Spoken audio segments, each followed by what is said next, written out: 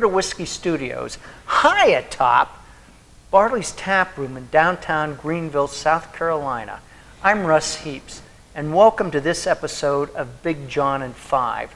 This is one of our segments where we get my buddy Big Jon Richards here and who's really well known in the upstate for his beer acumen, to pick a beer and we just kind of talk about it and discuss it. But before we get into that, a little bit of shameless self-promotion. We want you to like us. Yeah, we want you to like us. And what else we want to... We want you to subscribe. Yeah. So what you need to do is when you see the little thumbs up down at the bottom of the screen, click on that. And at the end of this video, you've got an opportunity to look at some other videos, but there's also a round icon, Beer to Whiskey icon. You can click on that. You'll be subscribed. A new episode goes live every Thursday at noon East Coast time. Enough of the foreplay. Big Jon, what do we have here? Well, Russ, we've got a Shandy today made by Harpoon Brewing Company up in Boston. And if you don't know, a Shandy is kind of traditionally half beer, half lemonade, or half beer, half soda. Very closely related to a Radler, which actually, as far as I can tell nowadays, is just a word in German for the Shandy in English. It used to be that if you were talking Shandy, it meant lemonade, or Radler meant soda, but nowadays all the Radlers we're getting from Germany come with grapefruit juice in them, and some of the Shandies come with soda, and it just seems to be all mixed up these days, like everything else.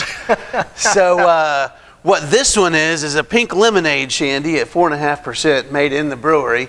You can make these at home, by the way, just taking any old light beer and pouring some lemonade into it, and it's actually really delicious, especially with fresh lemonade. When it's made from the brewery, sometimes they can be hit or miss. This one is spot on.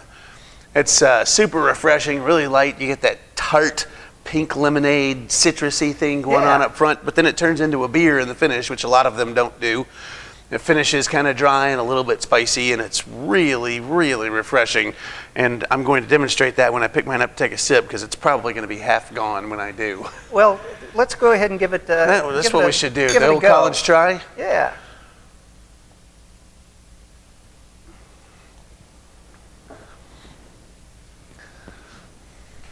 Yep, that little moment of silence when the beer is really good. Or sometimes really bad, but that is good. I've had Shandies before. Yeah. And I kind of like them, but I don't ever think about them. Right. And so in terms of, I guess, sitting around in the backyard and having a beer, sitting around the pool or sitting at the beach, is refreshing. There's nothing better.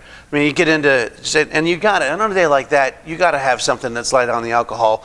Let me take this moment to look out at the camera and say, some of y'all out there need to get over yourselves.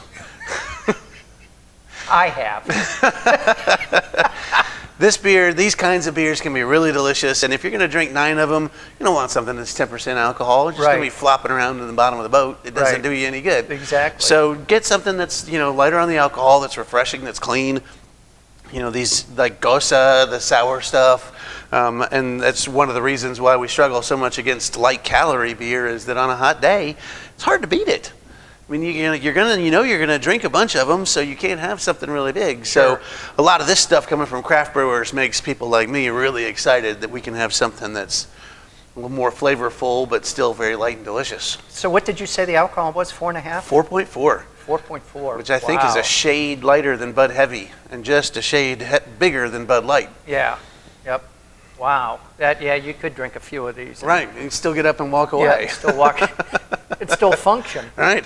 We'll put that to the test. We shoot about 4 or 5 of these at a time, and so we'll see how we're doing on number 5. Tell them our secrets.